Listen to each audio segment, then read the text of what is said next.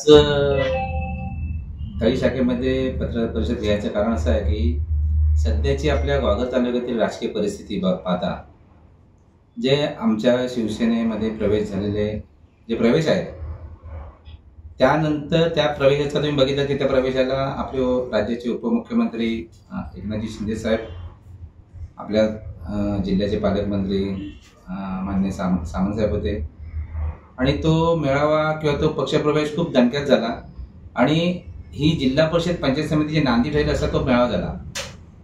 पण त्यानंतर ह्या पक्षप्रवेशानंतर विद्यमान आमदारांना तिथे मेळावा घ्यायला लागला, कारण 12 वर्ष विद्यमान आमदारांबरोबर आम्ही पण काम केलेलं होतं. त्यांचा इतिहास असा आहे की त्यांना पक्ष सोडून गेल्यावर कधी त्यांनी असा उल्लेखही त्या व्यक्तीचा किंवा त्या पदाधिकाऱ्याचा केला नव्हता. पण ह्या वेळेला ज्यावेळेला सौ नेत्राताई ठाकूर आणि महेशजी नाटेकर यांचा पक्षप्रवेश झाल्याबरोबर त्याच गावात त्याच ठिकाणी जो प्रवेश घेतला, जो त्यांनी मेळावा घेतला, तर असं वाटायला लागलं की काहीतरी राजकीय अस्थिरता निर्माण होते काय असं त्यांना वाटलं असावं आणि म्हणून कदाचित त्याने हा मेळावा घेतला. बरं, त्या मेळाव्यामध्ये असे अनेक त्यांनी उद्गार काढले. एक तर खारवी समाजावर त्यांनी संशय व्यक्त केला. दुसरी गोष्ट, एवढी वर्ष स्वतःबरोबर काम केलेल्या पदाधिकाऱ्यांना त्यांनी नावमीत करण्याचं काम केलं. म्हणजे काय होतंय की राजकीय जीवनात ज्या वेळेला एखादा पदाधिकारी आपल्या विभागात काम करत असतो तो आपल्या नेत्याच्या भरोश्यावर काम करत असतो. पण विद्यमान आमदारांची बहुतेक ठिकाणी ज्यावेळेला वक्तव्य बघितली आपण की मला हे शासन पैसेच देत नाही किंवा मला हेच करत नाही, विकासाचं काम बाजूला, विकासाची भाषा बाजूलाच राहिली. आता सध्या सरकारवर टीका करणं हेच आमदारांच्या वक्तव्यातून दिसून येते.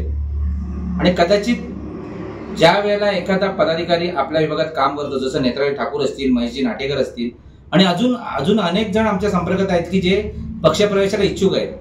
ही सुरुवातीची नांदी, एवढा मोठा पक्षप्रवेश झाल्यानंतर, त्या गावात पक्षप्रवेश झाल्यानंतर तिथेच परत मेळावा घेतल्यानंतर असं वाटतंय की आत्ता जेव्हा कार्यकर्त्यांचे इलेक्शन आहे त्यावेळेला कदाचित विद्यमान आमदारांना काहीतरी भीती वाटली असावी, म्हणून कदाचित त्यांनी हा मेळावा घेऊन दाखवले. तर नंतर आज कालच झालं ना मुंबईला मेळावा, मुंबई स्थित पण तालुकावासियांचा मेळावा घेतला. तिथेही तेच की जे सोडून गेले त्यांच्यावर टीका करणं, किंवा मला वाटतं की आपल्या लोकशाहीमध्ये आपल्याला जे पटतं किंवा आपल्या भरोश्यावर जी लोक असतात राजकीय जीवनात त्यांच्यासाठी आपण त्यांच्यासाठी आपण काम करायला पाहिजे. आणि असं प्रत्येकाचंच मत असतं की बाबा मी जिथे ज्या विभागात काम करतोय, माझ्या भरोश्यावर जी लोक आहेत, जनता आहे, त्यांची जर त्यांना मी न्याय देऊ शकलो नाही तर त्यासाठी मला पर्याय निवडावा लागतो. आणि हे प्रत्येकजण निवडतात. आणि हे काय विद्यमान आमदारांनी पण केलंय की 2004 साठी त्यांनी 4ला त्यांनी पक्ष बदललेला आहे, किंवा 2005 मध्ये राष्ट्रवादीत गेल्यानंतर 2009 त्यांनी इलेक्शन लढवले, 2019 मध्ये शिवसेनेमधून लढवले. त्यावेळेला असं वाटलं नाही की बाबा आपण पक्ष बदलतो की आपल्या पाठनं आपल्या कार्यकर्त्यांचं काय होईल.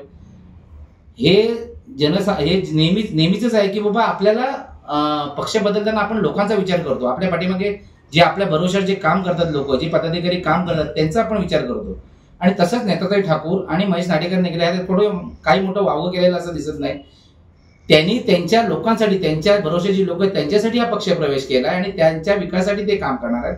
आणि साहजिकच आहे, सत्ताधारीमध्ये आता पालकमंत्री बरोबर आहेत, उपमुख्यमंत्री बरोबर आहेत, नक्कीच ते तिकडनं निधी आणू शकतात आणि त्यामुळे हा पक्ष प्रवेश झालाय. पण त्यासाठी आपण आपल्या सहकार्याला एवढं वाईट संबंध किंवा एखाद्या नेत्राताईला बाई म्हणून संबोधणं, ती बाई गेली किंवा तिच्या मिस्टरांना असं बोलणं हे चुकीचं आहे. कारण विद्यमान आमदारांनी तेवढं तरी हे करायला पाहिजे होतं की बाबा ठीक आहे, गेले सोडून ना, मी परत संघटना बांधेन. कारण शेठने इथे जेव्हा प्रवेश केला संघटना बांधली तेव्हा काहीच नव्हतं की, पण त्यावेळेला पण पक्ष प्रवेश घेऊन इतर पक्षातून लोक घेऊनच त्यांनी ही संघटना बांधली ना. तालुक्यात काही दुसरी लोक नाही आणलेली आहेत.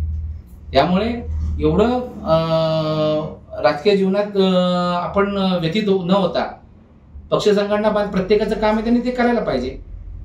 आणि म्हणून आम्ही आज पत्रकार परिषद घेतली की आमच्या पक्षात जे महेशजी नाटेकर असतील किंवा सौ नेत्राताई ठाकूर असतील, त्यांच्या पाठीमागे आम्ही ठामपणे उभे आहोत.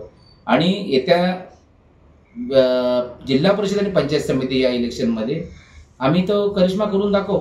आणि अजूनही तुम्हाला सांगतो की आताही काही नावं आहेत जे पंचायत समिती सदस्य आहेत आणि जिल्हा परिषद सदस्य आहेत, तेही आहेत की बाबा जेणेकरून ते त्यांच्या भरोश्यावर जी लोक आहेत त्यांच्या मतदारसंघात त्यांच्यासाठी काम करणारे, ते जिथे त्यांना विकासाचा मार्ग दिसेल तिथे प्रवेश करणार आहे. कसं आहे, सत्ता असल्यामुळे, पालकमंत्री आमचे स्वतः असल्यामुळे तुम्हाला सगळ्यांना सर्वश्रुत आहेत की कामही होणारच आहेत. विकास कामं कोणाच्यानी फक्त उशिरा होईल, कोणी आडकाठी केली तर कामं थांबणार नाही. कारण शेवटी जनता आहे, जनता सगळं बघते. आणि त्यांनी म्हणजे माझं म्हणणंच ते आहे, मगाशी मी जे म्हणालो ना की लगेच तिथे जी त्याच ठिकाणी त्याच जिल्हा परिषद गटात सभा घेऊन जे विधान केलं ना, हे आम्ही, कारण शेवटी आम्ही जरी आमचे राजकीय मतभेद असले तरी एक आपला आयडियल असतं, बाबा हे ठीक आहे, हे आमदारांबरोबर आम्ही काम केलंय.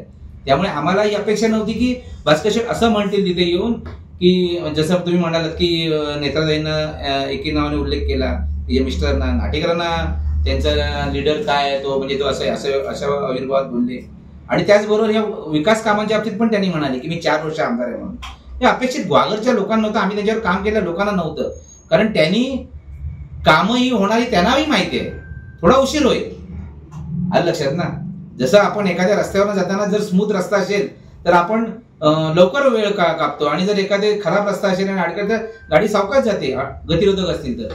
तसा गतिरोधक घालायचा कोणी प्रयत्न केला तर थोडासा उशीर, पण कामही 100% होणार आणि ते आम्ही करूनही दाखवू ना. कसं आहे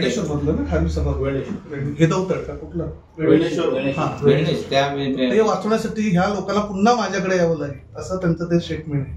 असून दे ना. हे बघा कसं आहे माहितीये काय, म्हणजे यांनी हे तर कबूल केला की पूर्ण खारवी समाज आमच्यावर आला. तो आता राज्यकर्ते बसलेले आहेत आणि शासनाच्या ज्या काही धोरणात्मक निर्णयावर जो काय निर्णय होईल तो 100% होणार आहे. आता कोणी कोणाकडे जाऊन जर होणार असेल काम, ती पुढची परिस्थिती ठरवेल ना.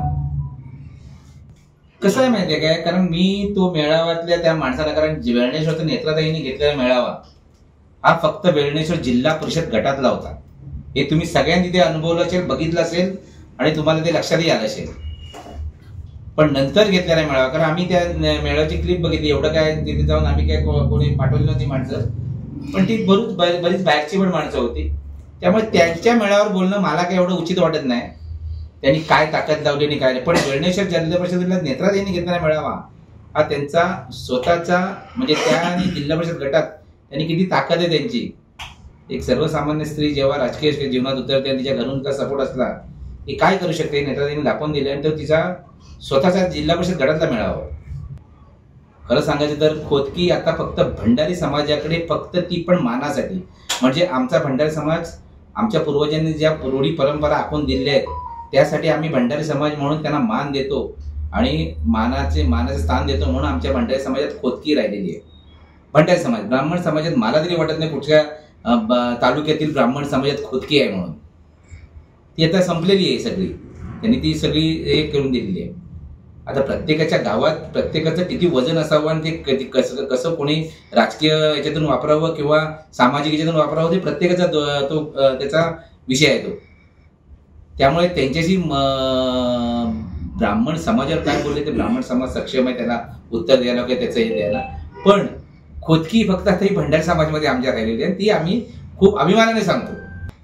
त्यांनी बघा भास्कर शेठने टीका टिप्पणी केली किंवा जे एकेरी नावानं उद्गारलं किंवा त्यांच्या मिस्टरांबद्दल जे काय वक्तव्य केलं, त्याच्या प्रत्येक गोष्टीचं उत्तर देणं आपण काय हे बरोबर वाटत नाही, म्हणजे आमच्या दृष्टीने तरी. कारण आमचे नेते, म्हणजे तुम्हाला सांगतो खरोखर, म्हणजे आम्ही भास्कर शेठ बरोबर पण काम केलेलं होतं आणि आता सामंत साहेबांबरोबर पण. तुम्ही एक सामंत साहेबांचं उदाहरण घ्याल ना, तर सामंत साहेब कधी कोणावर टीका टिप्पणी करताना तुम्हाला ऐकत येणार नाही किंवा मुद्दामून कधी कोणाला हे करत नाही. आणि ते उत्तर देऊन आपण उगाच्या उगाच त्या विषयाला कशाला चालना द्यायची. म्हणून आम्ही वरिष्ठांनी काय आम्हाला आताही सांगतोय तुम्हाला की आताही आम्ही काय घेतले, कारण हे जे मेळावे ग्वागरला व्हायला लागले तेच मुंबईला व्हायला लागले, म्हणजे काहीतरी राजकीय बदल हा 100% आहे. आणि याची जाणीव भास्कर शेठ सारख्या हुशार राजकीय व्यक्तिमत्वाला नक्कीच आली असेल आणि म्हणून कदाचित त्यांनी ती आतापासूनच हे केले असेल.